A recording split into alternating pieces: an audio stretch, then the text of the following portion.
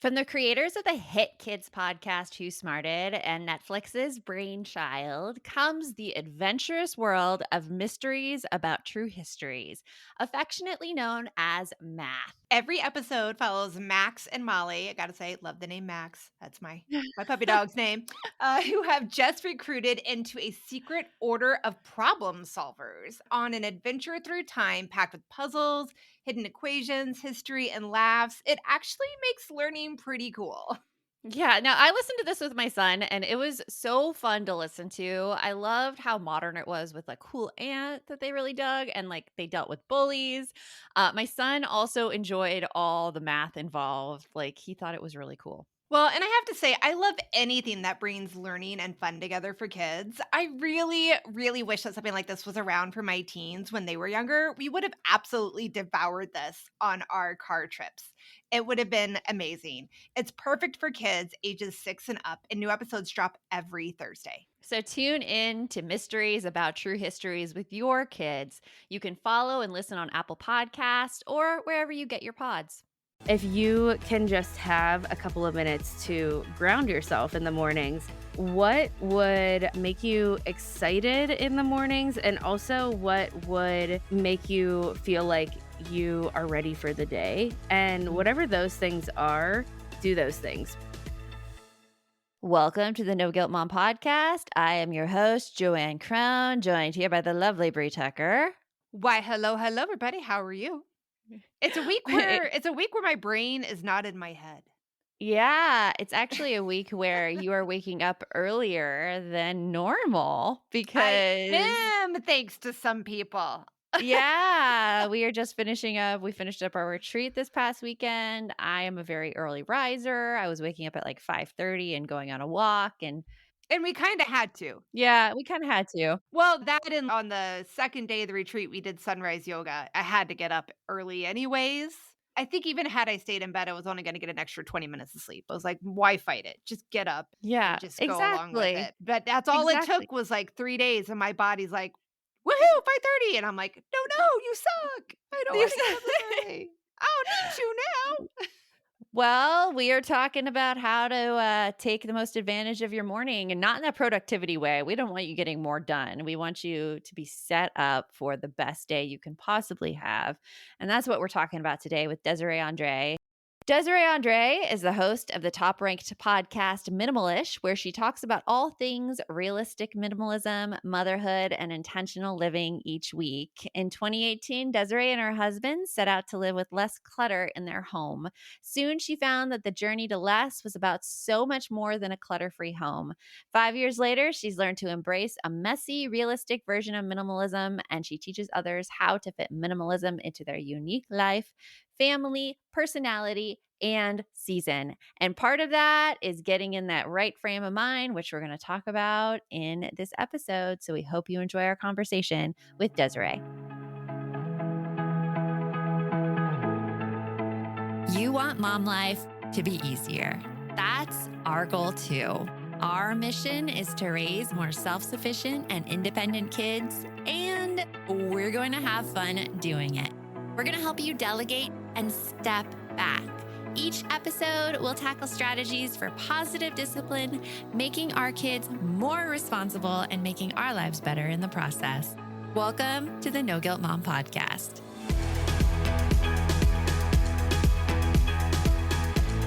So, how many kids do you have? I have two, and Two. they are 2 years old and 6.5. Yeah. You're like in the Oh, yeah. trenches. But as like a mom of younger kids, do you feel the pressure of, you should enjoy them when they're young? Or are you kind of like, get me out of this stage? I think I feel the pressure a little bit.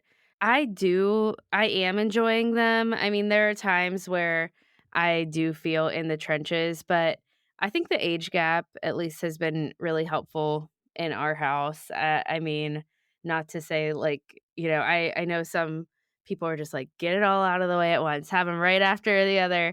And I I feel like I feel a little less in the trenches maybe personally for my own personality because of the little bit of an age gap. So, yeah, I feel the pressure a little bit and I also do enjoy them, but I don't know. I don't think I wish away the time too much.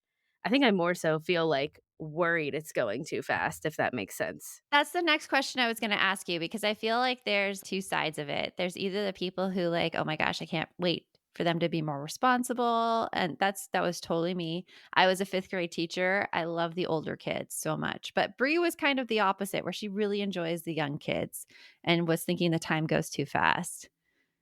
Yeah, I was a teacher too, and I taught older, like, way older, 8th through 12th, and so I always thought, like, when I first had a baby, I was like, "I enjoy this baby phase so much, but I'm not really looking forward to, like, the little kid phase." Like, toddler phase, yeah, that's cute, but, like, now that my daughter's 6, I am seeing there are parts of it that are kinda hard for me, but I don't know, I think of, like, it's my own kid, so I am enjoying it maybe more than I would if it was Oh, in a yeah, classroom because exactly. I could not teach her age, that's for sure.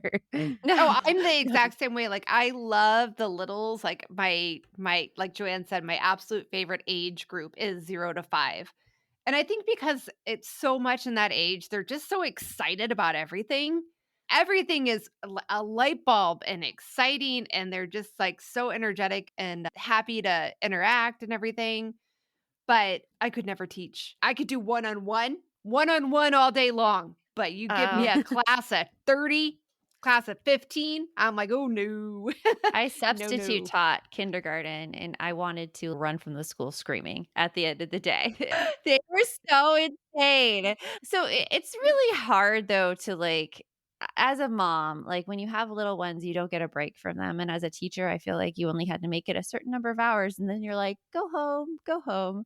So I'm interested to talk to you, Desiree, about like how you make everything kind of work when you have younger ones, particularly talking about the mornings because moms with kids of any age, like those mornings, the mornings are like sold to all of us as the time to get stuff done and how to be productive. And yet, many moms I talk to have a ton of trouble even just waking up and being conscious in the mornings just because of everything on their plate and how exhausting motherhood can be. Before we get into it though, I want to know like how did you get into this whole minimalism and organization space? Yeah, well, it's really an unlikely space for me to be because I am really a messy person. Like, I've always been a messy person. And I think what happened was I married a more neat and tidy person. Me And too.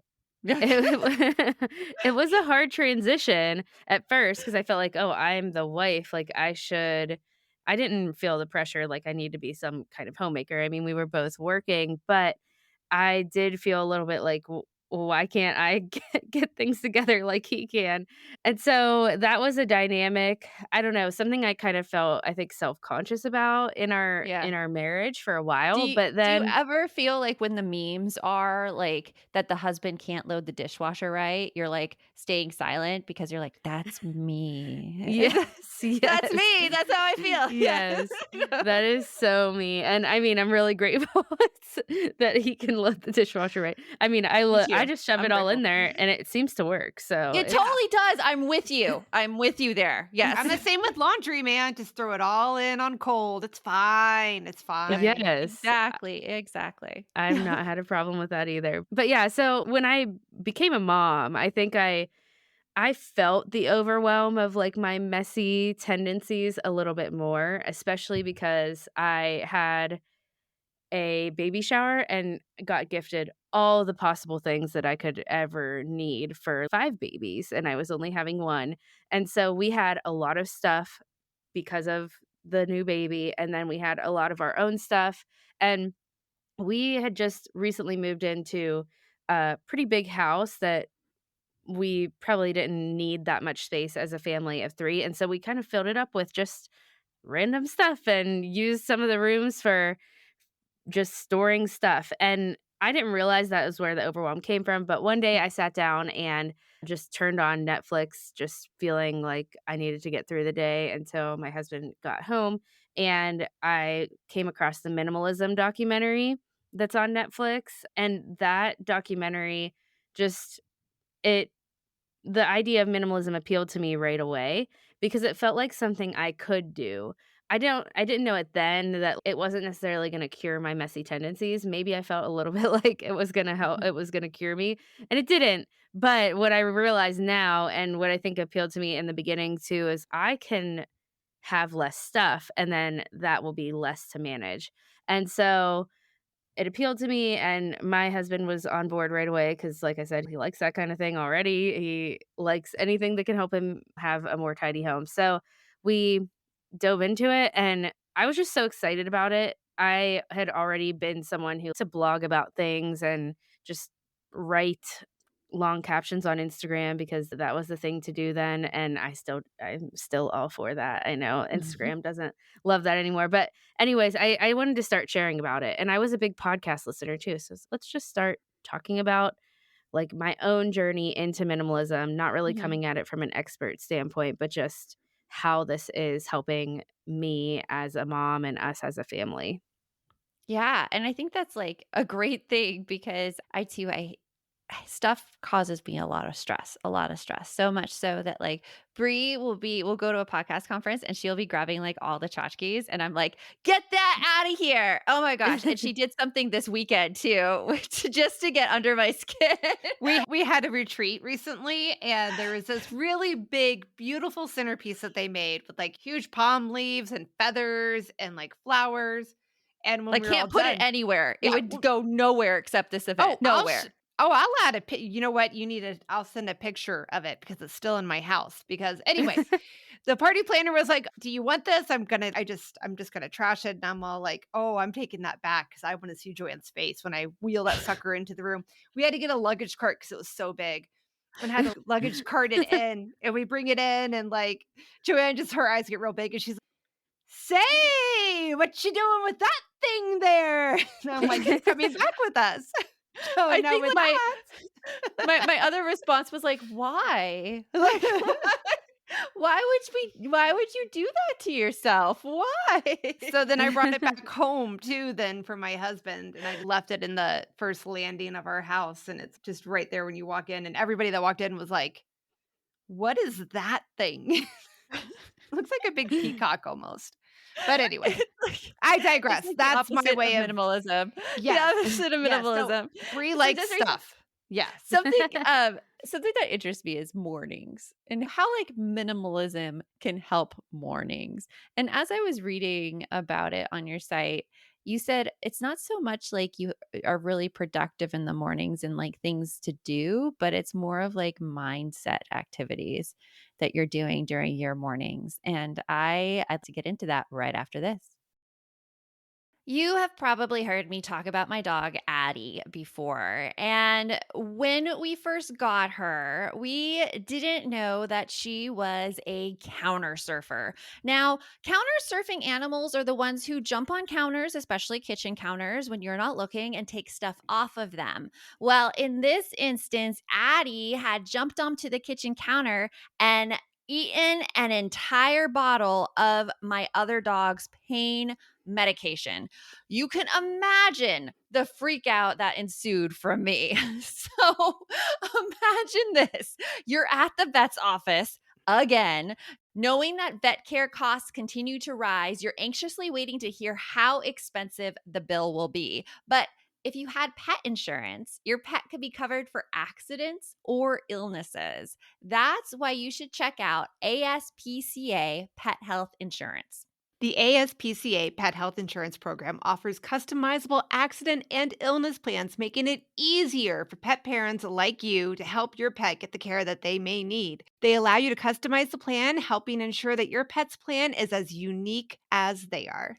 The ASPCA Pet Health Insurance Program has been around for over 18 years, and they've helped more than 600,000 pets during that time because vet bills can really add up, especially when you're least expecting it. It's simple. Use their app to submit a claim, and you'll receive reimbursement for eligible vet bills directly into your bank account. To explore coverage, visit aspcapetinsurance.com/no guilt. That's aspcapetinsurance.com/no guilt. Again, that's aspcapetinsurance.com/no petinsurance.com/no guilt. This is a paid advertisement. Insurance is underwritten by either Independence American Insurance Company or United States Fire Insurance Company and produced by PTZ Insurance Agency Limited. The ASPCA is not an insurer and is not engaged in the business of insurance.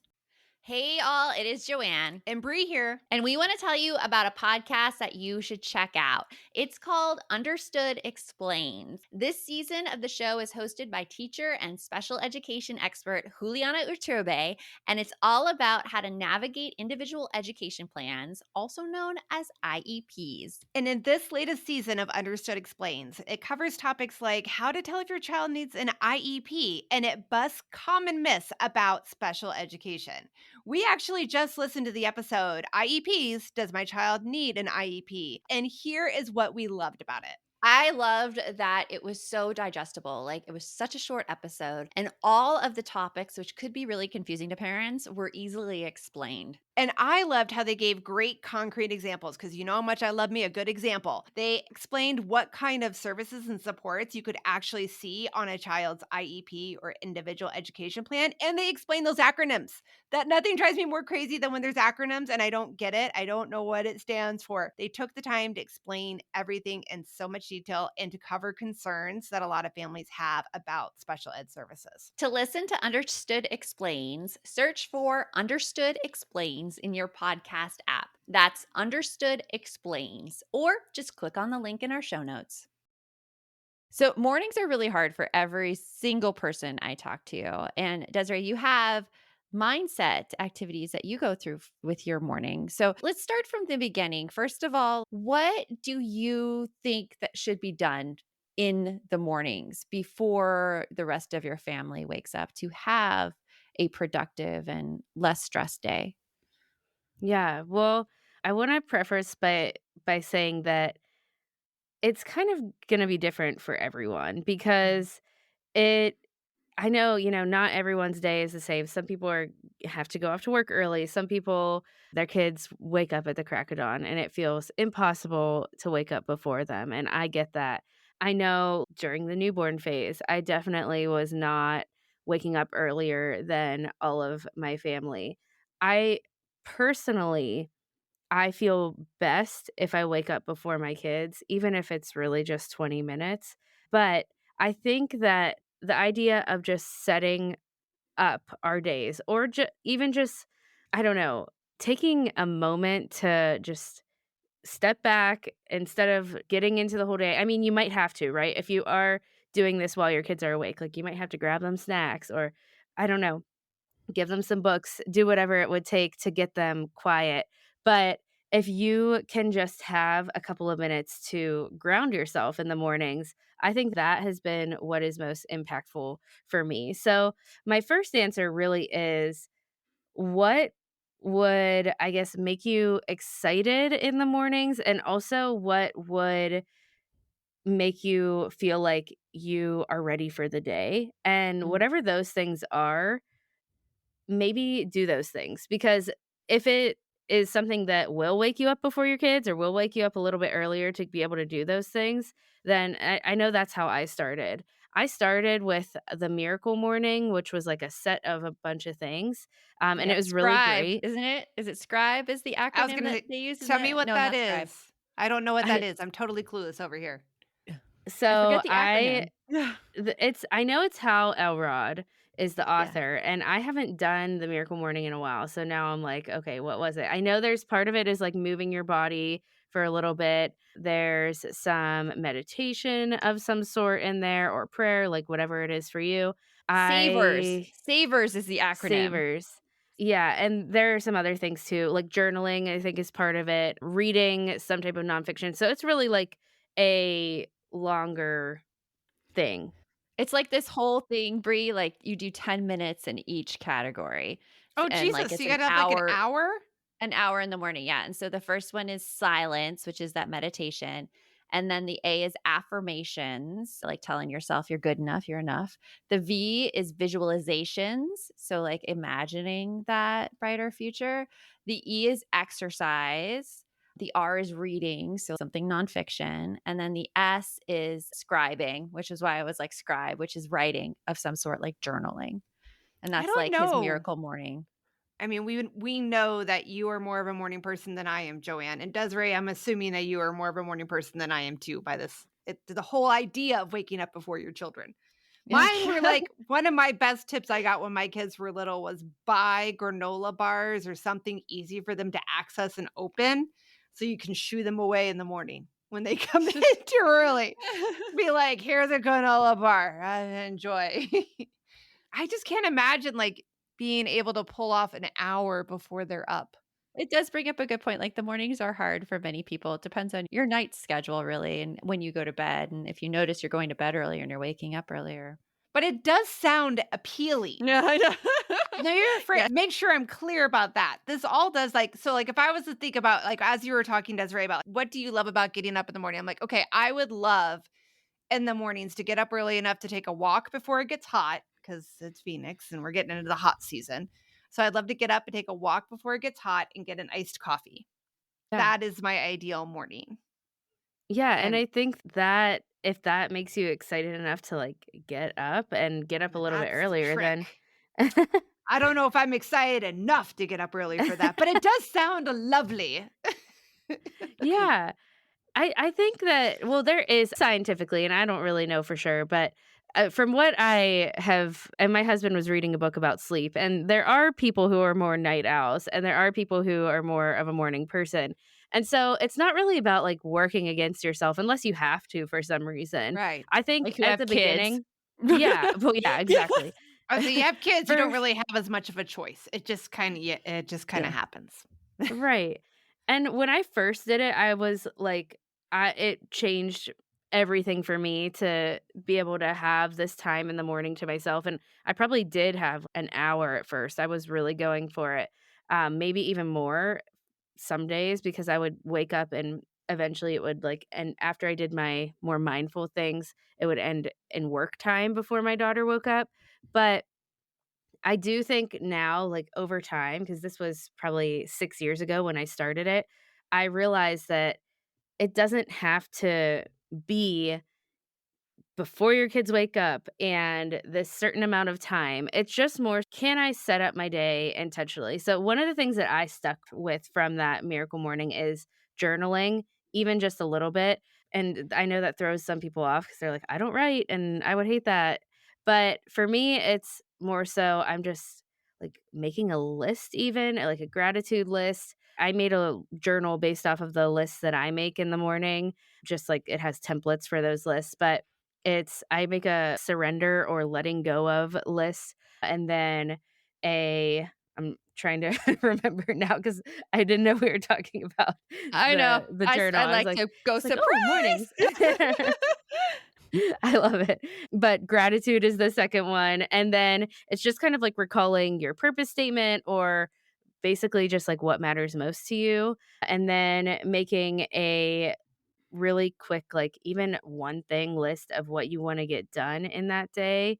And then affirmations, if you like that kind of thing, that's included too. Of just kind of, and it's not even like, for me, I do affirmations more of just reminding myself what, where I want to be headed, like what direction am I going in. So Mhm. that's the kind of journaling I do. It really takes maybe 5 to 10 minutes.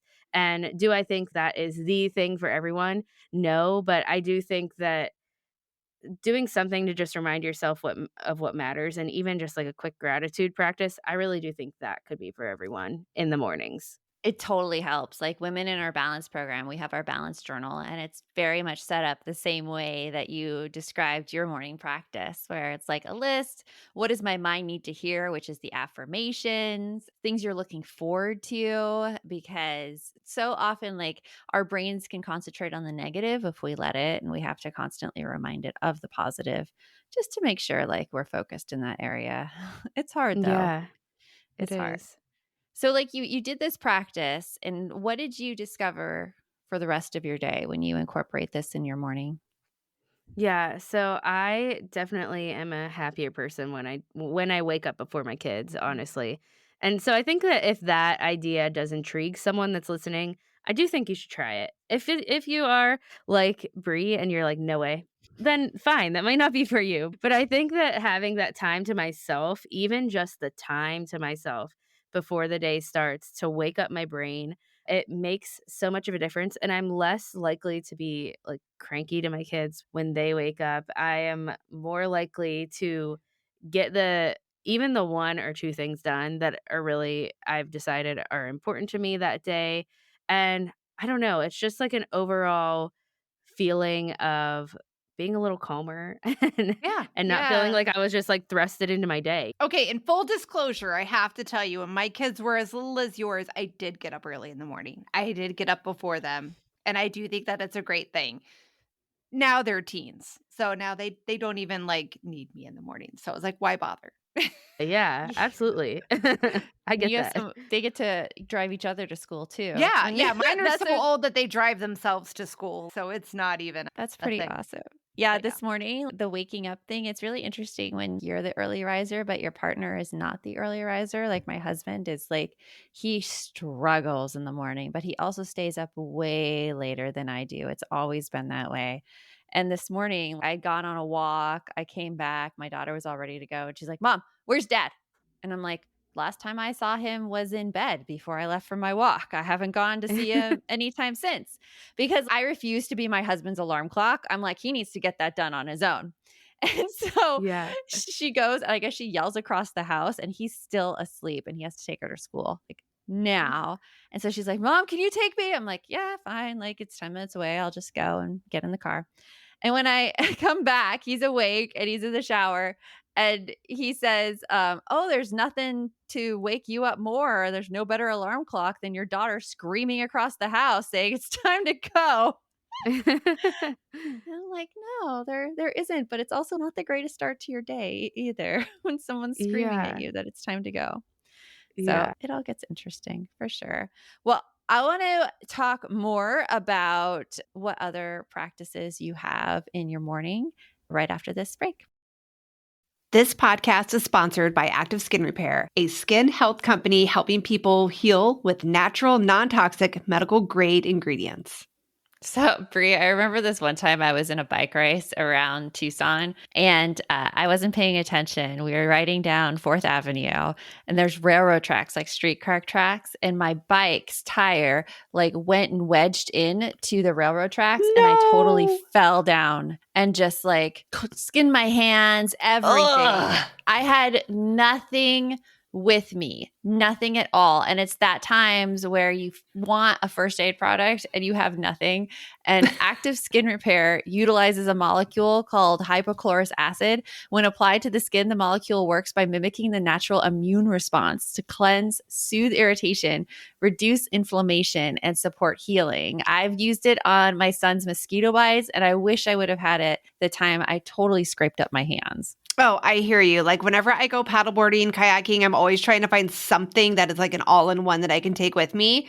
And Active Skin Repair could be used like that. It can be used to treat cuts, scrapes, burns, sunburns, rashes, and other types of skin damage. It's also safe and non-toxic, which makes it suitable for all skin types, all parts of the body, like eczema and acne-prone skin, all of that. With over 500,000 happy customers, thousands of 5-star reviews, and ingredients so safe and clean they can be used from the youngest member of the family to the oldest, you now have one simple solution for all of your family's skin health needs. Visit www.activeskinrepair.com to learn more about Active Skin Repair and to get 20% off your order. Use code NOGUILT. I'm Margaret. And I'm Amy. And together we host the podcast, What Fresh Hell? Laughing in the Face of Motherhood. Margaret, I would say you're sort of a where are my keys kind of mom. Correct. Sometimes a where are my kids kind of mom. Well, you're Amy more of a we were supposed to leave 35 seconds ago, mom. I mean, touche.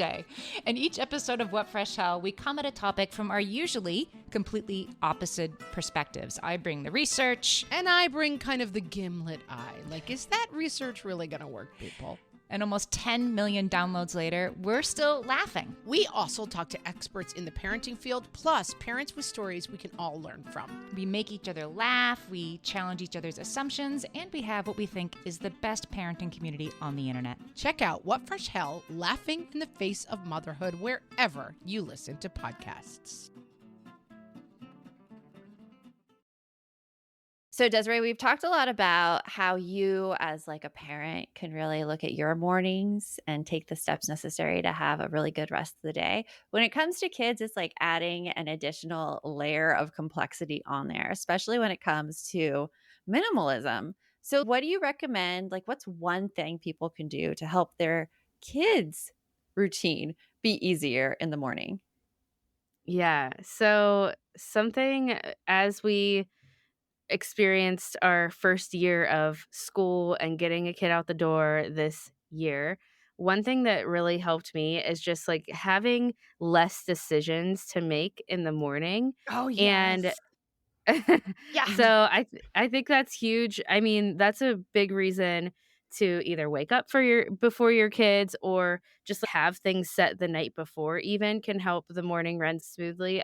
I mean, one way that minimalism could play into that, I think of getting dressed in the morning and, kids depending on what age, I mean, they could do that themselves, but for me, I she can pick out her own clothes, but sometimes it's better if we, like, do that together, if we want her to match. I mean, sometimes it really doesn't matter, but either way, it's just, like, less there's not gonna be a meltdown over it for the most part, most times if we've already chosen and laid out our clothes. So one thing I did, especially at the beginning of the year, is I used one of those, like, hanging shoe organizer type things. It has maybe 5 or 6 different slots in it, and we would pick out at the beginning of the week, pick out her outfits for the week, and she could kind of choose from those each day. It didn't Oh, have to be cool. like, "You have to wear this on Monday."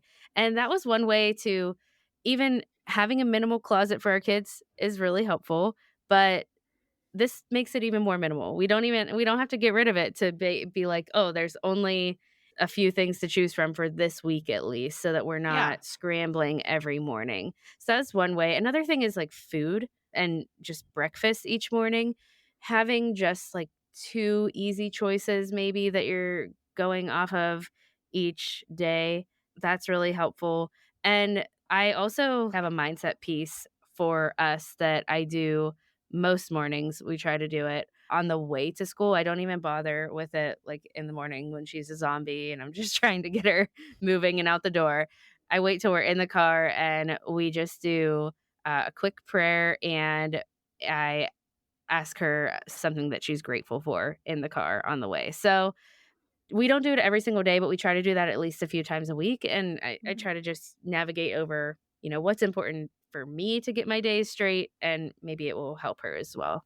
That's a great idea. It's awesome to teach kids these mindset tools that we're using as an adult because I feel kind of shafted that I never could learn this as a child. And I Yeah. like, but also seeing how my children are, I know why no one tried to teach me this as a child because they're very resistant. But every Yeah. time, like you as a parent come and like, let's do this. No, mom. Well, I could be talking from having teenagers' point of view, but like, No, Right.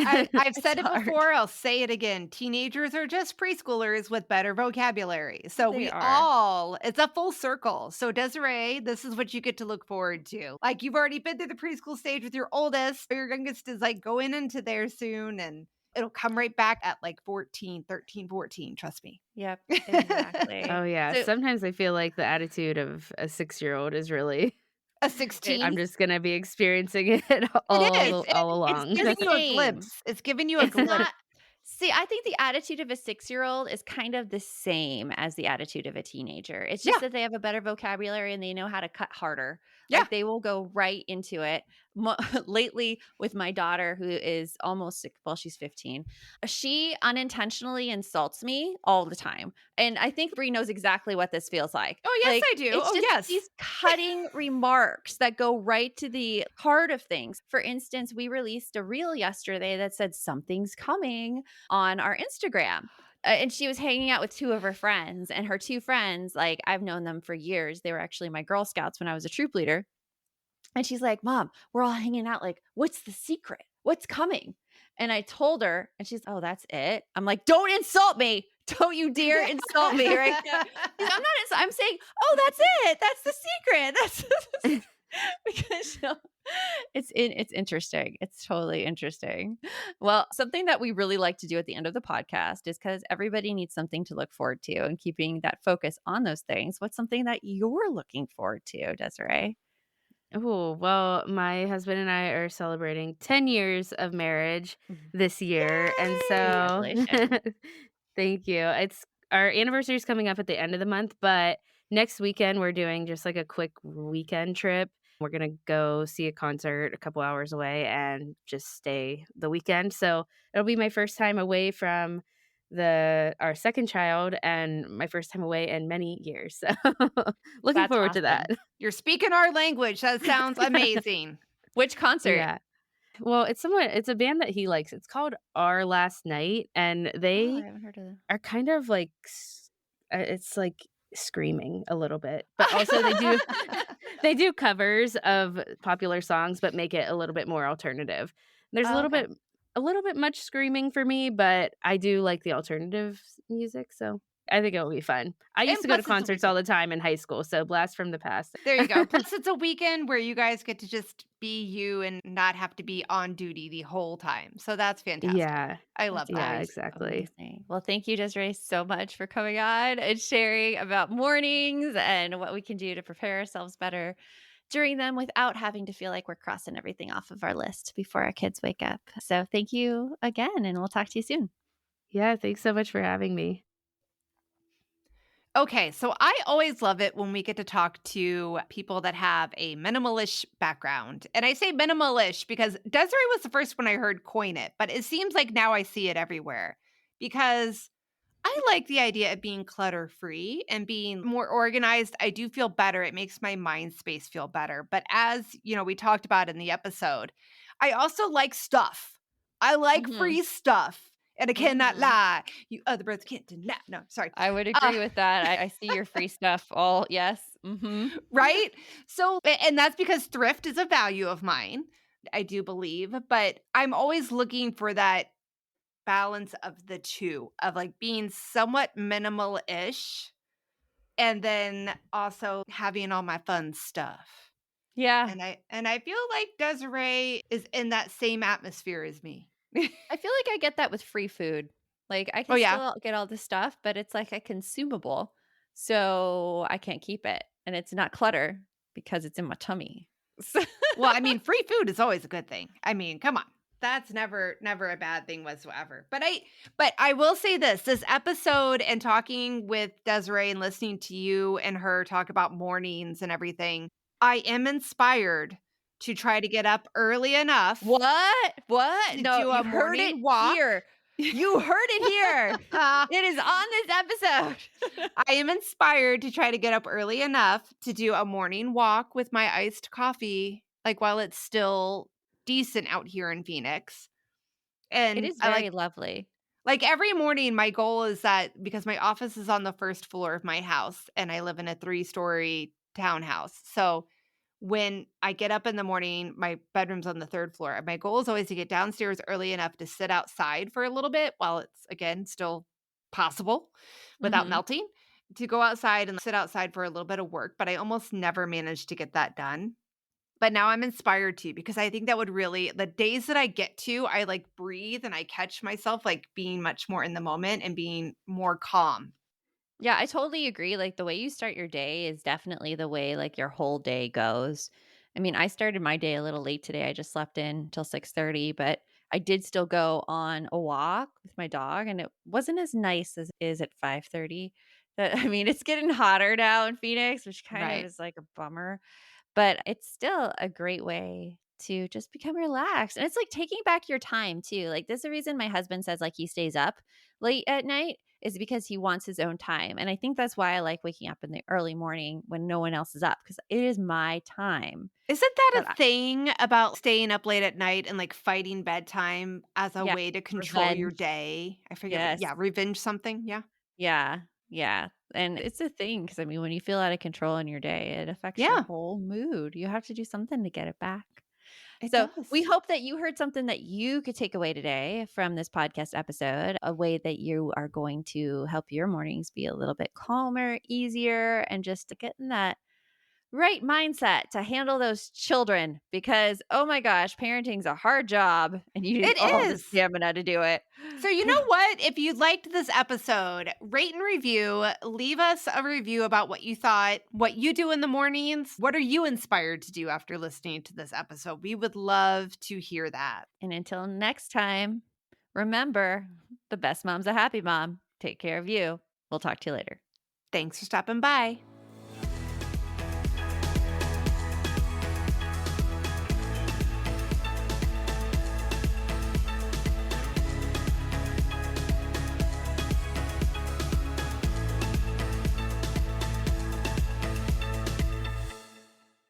Hey there, I'm Debbie Reber, the founder of Tilt Parenting and the author of the book Differently Wired. The mission of Tilt is to change the way neurodivergence, whether that's having a learning disability, having ADHD, being gifted, autistic, or some combination of all of the above, is perceived and experienced so differently wired kids and the parents like us raising them can truly thrive. On the Tilt Parenting podcast, I get to talk with authors, therapists, educators, and parenting experts who are committed to this mission. I ask the questions my listeners are most curious about when it comes to supporting our kids. And in turn, my guests share strategies for challenges, out-of-the-box ideas for navigating school, best practices for therapies, tips for advocating, and so many thoughtful insights on what it really takes to help our kids grow up feeling seen and respected so they can create awesome lives for themselves. I know that raising a differently wired kid can feel overwhelming and isolating, but I promise you, you are not alone, and it can feel so much better. If you're on this parenting journey, come listen to Tilt Parenting. Together, we can shift this paradigm and show up for our exceptional kids with hope, possibility, and joy.